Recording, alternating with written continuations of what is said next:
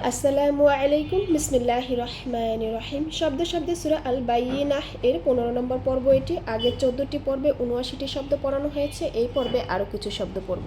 80 নম্বর শব্দ হচ্ছে মিন। মিন শব্দের অর্থ হতে থেকে অন্তর্ভুক্ত এর উপর অর্থ প্রকাশ করে।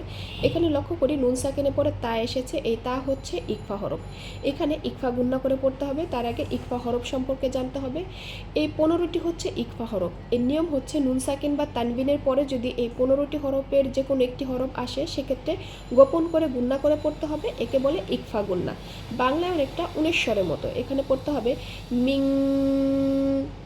81 নম্বর শব্দ হচ্ছে তাহ তিহা।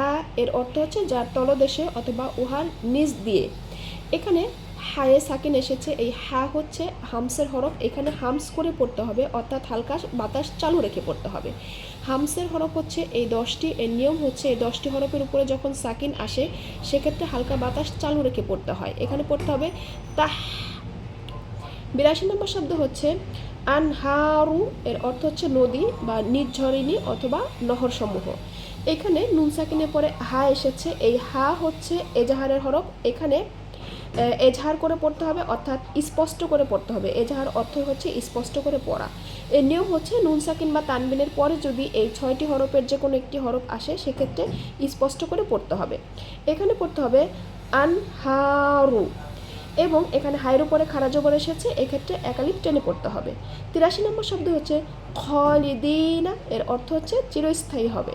এখানে খয়ের উপরে খাড়া জবর এসেছে, একালিফ টেনে পড়তে হবে। এবং এখানে ইয়া সাকিন ডাইনেজের এটি হচ্ছে মদের হরফ। মদের হরফ হলে একালিফ টেনে পড়তে হয়। মদের হরফ হচ্ছে 3টি, আলিফ ওয়াও ইয়া।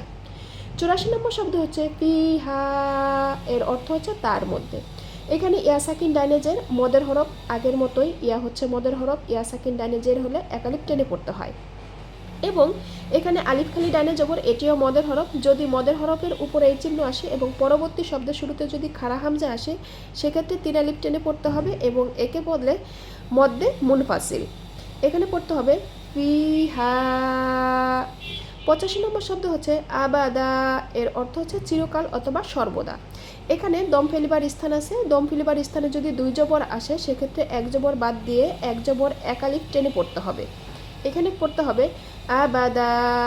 তাহলে সবগুলো শব্দ যদি মিলে একত্রে পড়ি, মিং তাহতিহাল আনহারু খালিদিনা ফিহা আবাদা।